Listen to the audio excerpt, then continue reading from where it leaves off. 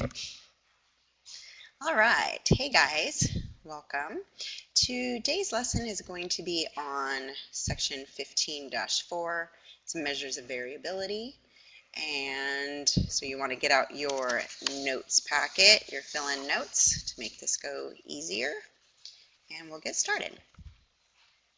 So knowing averages about a data set can be helpful, but sometimes we might want to know how the data varies.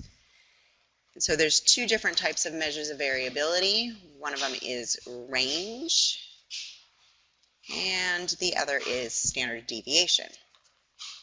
So measures, these are two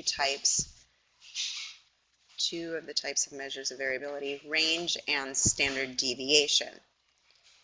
Now range is just the difference between the smallest and the largest values of a data set.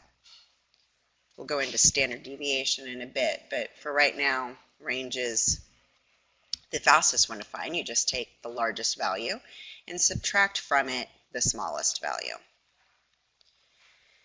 And so example 1 says the number of professional rodeos in the U.S. from 1980 to 1988, again, your book is very old, are 631, 641, 643, 650, 643 again, 617, 616, 637, and 707.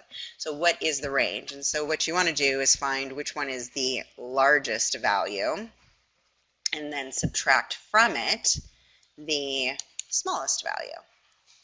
And so 707 is the largest value and 616 is the smallest. And so to find the range, we just subtract these two, which gives us 91.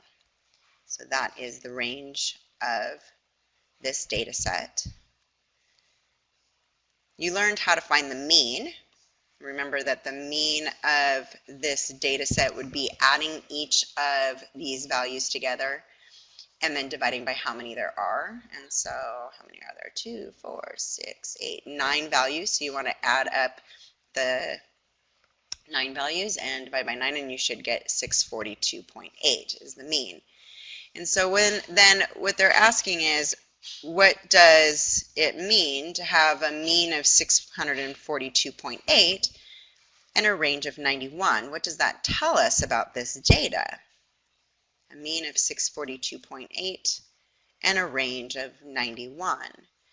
And what it tells us is that the range is small compared to the mean. You definitely want to compare the two.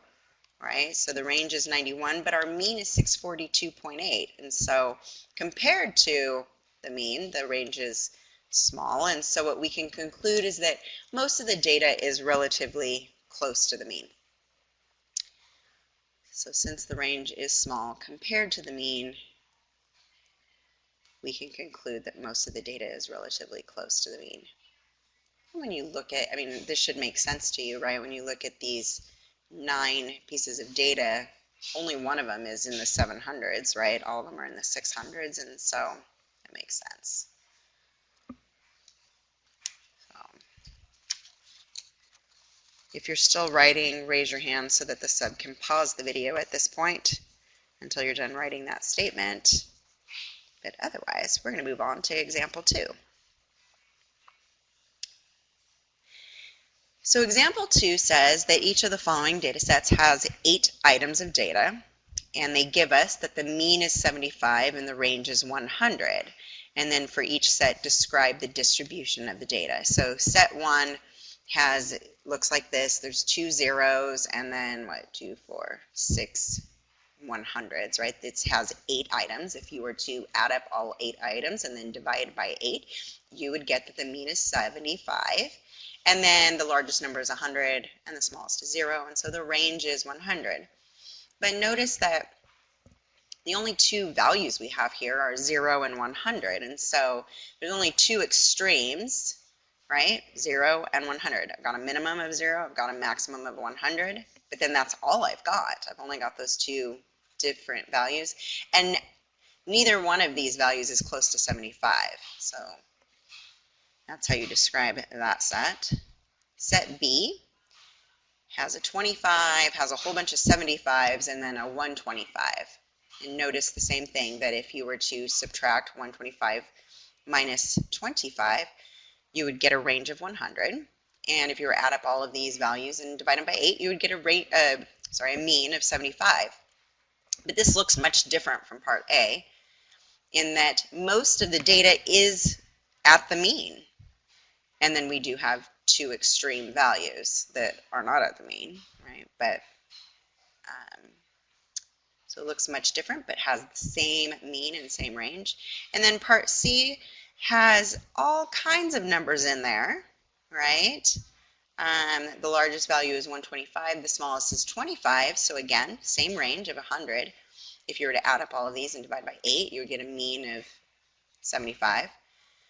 But all of these values are just spread evenly between 25 and 125. And so the conclusion to this is that we can have lots of variation in data with the same mean and range. And that's why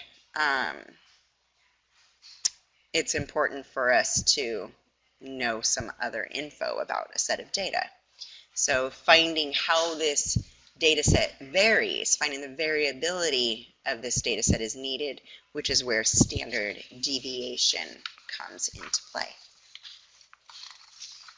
It's going to give us a more meaningful information about a set rather than just the range and the mean. So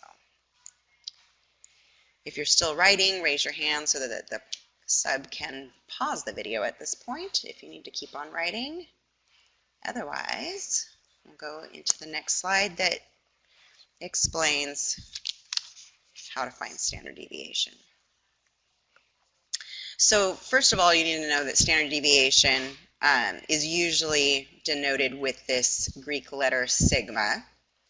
It's a lowercase sigma. You saw uppercase sigma last chapter with the series notation. This is lowercase sigma, and it represents standard deviation. And then X bar is what we call that one, and that is the mean. And so we've got this table to find the standard deviation.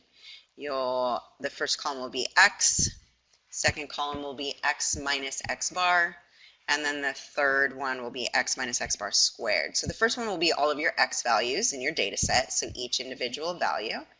You will have found the mean of this data set, and then you'll subtract each X value. You'll take it and you'll subtract from it the mean of the whole data set. And then for each of those differences, then you're going to square them. You're going to square the differences. And then what you'll do is you'll add up this last column. You'll add up the squared differences, and you'll get a sum of that column.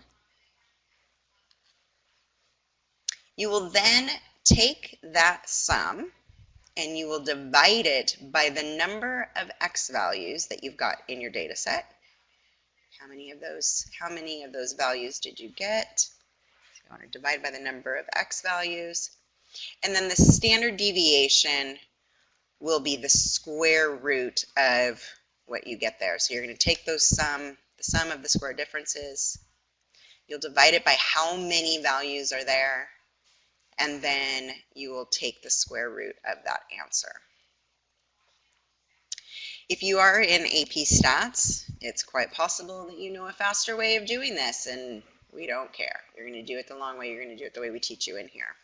You won't have your graphing calculator to do all the work for you, so make sure you go back. I think you guys probably learned this in the beginning of the school year, so you want to make sure that you go through and practice doing all of this again. So X value, subtract the mean from each of them, square them, add them all together, just that third column, so when you're going to add, divide by how many X values you've got, and then take the square root. They'll also sometimes ask you for variance, and that is going to be the number right before you take the square root. So right before you take the square root of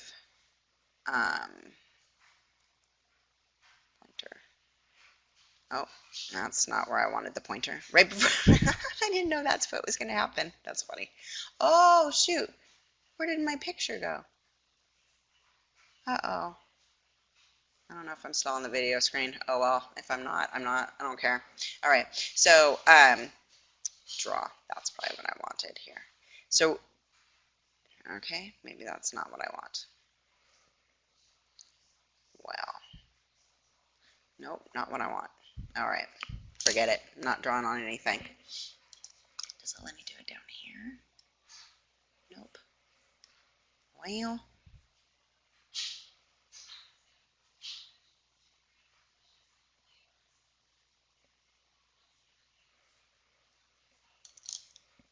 I don't know.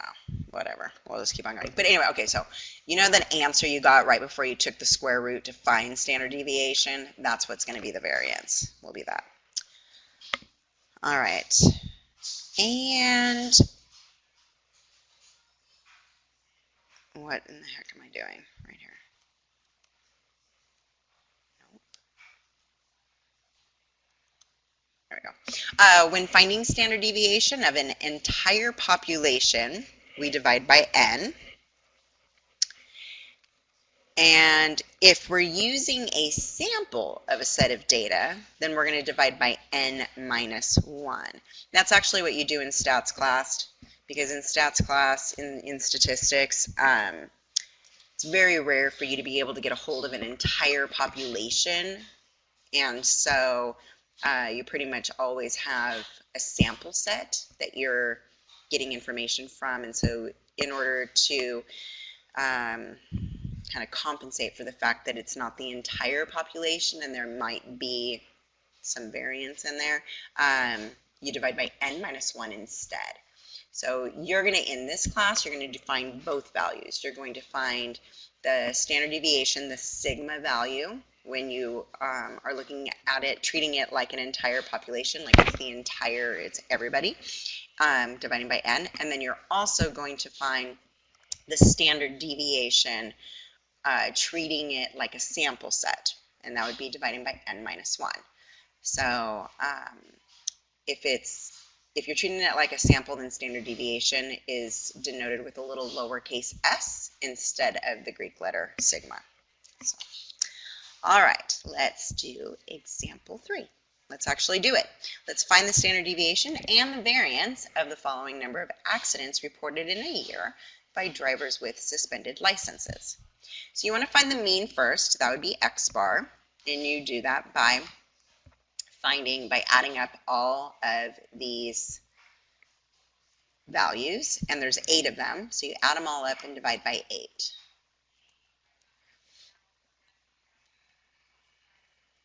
So that would be what? 28 divided by 8, which is 3.5. And then you set up your table, which, that's nice. We drew it all out for you. I know someone's going to ask, so the little box next to the numbers, yes, that's where you draw, that's where you write in the mean. So, all right, so we've got the table. You need a label. The first column is x.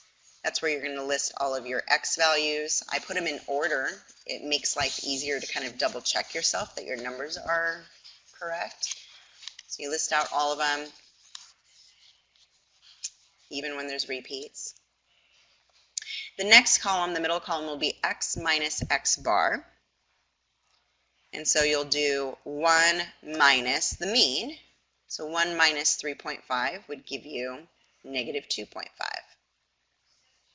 And then when you square that, you will get 6.25. Then you go down the row. So 2 minus 3.5 will give you negative 1.5. And when you square that, you'll get 2.25. You might want to double check yourself one more time in case you made an error, but the next two should have the exact same values because they're the same x value. 3 minus 3.5 would give you a negative 0.5, and when you square that, you get 0.25. And 5 minus 3.5 will give you 1.5. You square that, you'll get 2.25. 6 minus 3.5 will give you 2.5. Square it, and that gives you 6.25.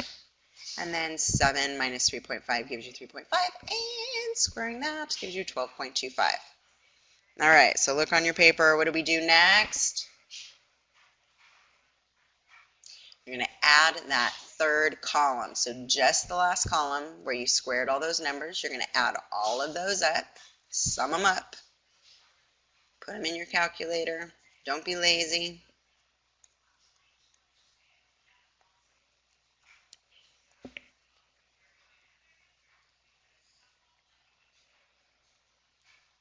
Oh, those added up. Super nice. All the decimals went away. Nice. All right, so we've got 34 for the sum. And then you want to take that sum and divide it by how many x values you have. We had 8 of them, so you divide it by 8, which will give you 4.25.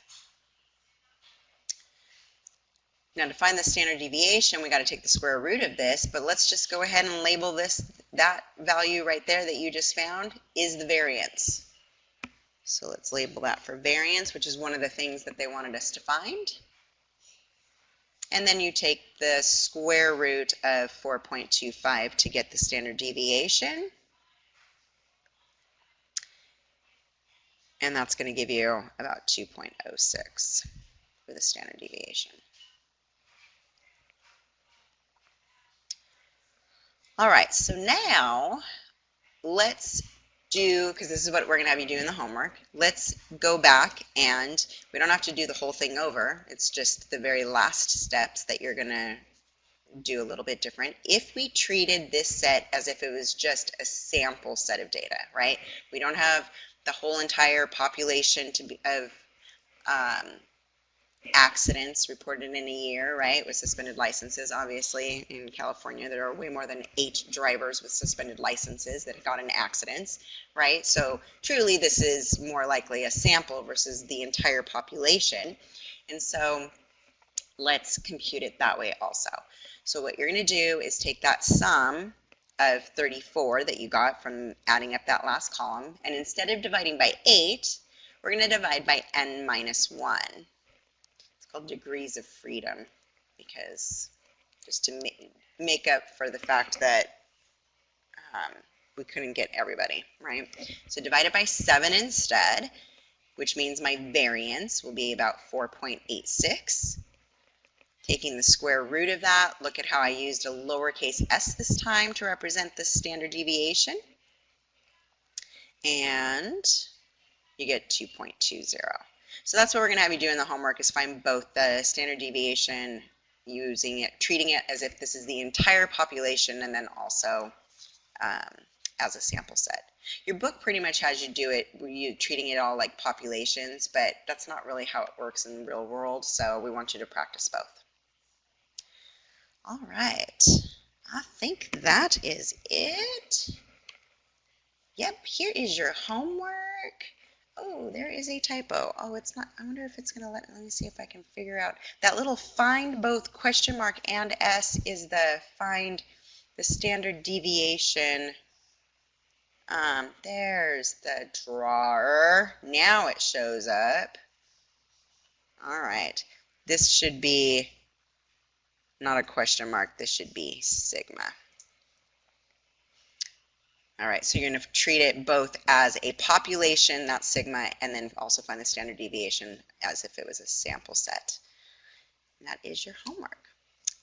All right, well, I hope you guys had a good day today, and I will see you soon.